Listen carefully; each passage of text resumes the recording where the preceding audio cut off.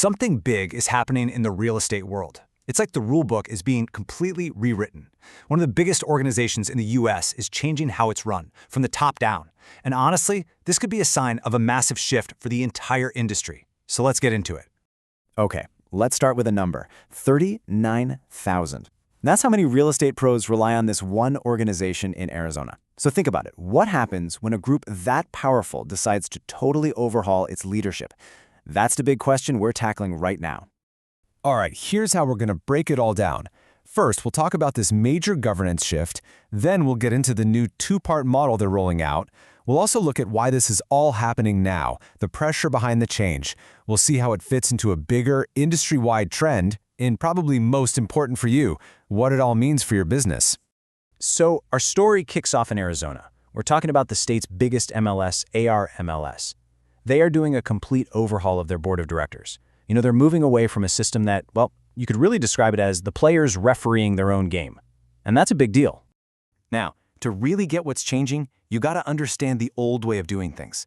For years, ARMLS, and a lot of MLSs, to be honest, were run by what's called a practitioner-led board.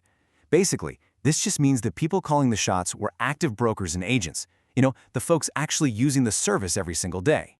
So, what's taking the place of that old model? Well, ARMLS is splitting its leadership into two separate parts.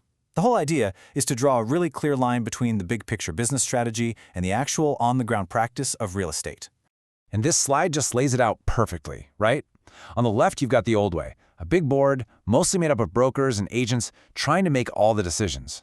And on the right, you see the new way, a much smaller, independent board of directors that's just focused on high-level strategy. But here's the real kicker. The new directors, they are literally prohibited from having an active real estate license in Arizona. That changes everything. So how does this actually work? You can see it's a two-part system. You've got the new independent board, and their job is the big stuff: strategy, business decisions, finance, legal oversight. But, and this is super important, this doesn't mean practitioners get silenced. Not at all.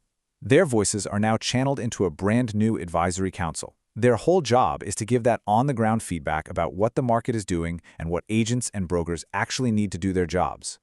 And you don't have to take my word for it. The CEO of ARMLS, Matt Consalvo, puts it pretty clearly. He calls it a modern governance model, something that's built for future growth, and here it is, lowering risk. Pay attention to that word, risk, because honestly, it's the real reason this whole thing is happening. Which brings us perfectly to our next section, the pressure to change. Because, look, this decision didn't just happen in a bubble. There are some really powerful forces at play that are reshaping the entire real estate world. But really, why make such a huge change? I mean, from the outside, maybe the old system didn't seem so broken. But the truth is, the whole industry is facing a whole new level of complexity and, frankly, some pretty intense scrutiny. And here are those pressures, right here. You've got commission lawsuits popping up everywhere, attacking the way things have always been done. You have the Department of Justice taking a much closer look at the industry. And all of this just puts a giant spotlight on potential conflicts of interest. I mean, think about it. Can a board made up entirely of active agents make truly unbiased decisions when their own commissions and businesses are on the line? That's the massive risk they are trying to get away from. And you've got to understand, this isn't just some isolated story happening out in Arizona. No way. What ARMLS is doing is basically a signal flare for a much, much bigger trend happening across the whole industry. All over the country, other big MLSs are doing the exact same thing. They're taking a hard look at who's on their boards, trying to make themselves stronger and faster to deal with all these legal and market curveballs being thrown at them. Industry observers have really hit the nail on the head with this one. A company's governance structure, who's in charge, directly affects how fast it can move and how protected it is from all this chaos. So, the shift at ARMLS, it's a clear signal that the major players are battening down the hatches, preparing for a much tougher business and regulatory climate ahead. Okay, so let's get down to brass tacks. We've talked about corporate governance and big strategy, but what does this actually mean for those 39,000 agents and brokers on the ground? How is this going to change their day-to-day? Well, here's where the rubber meets the road.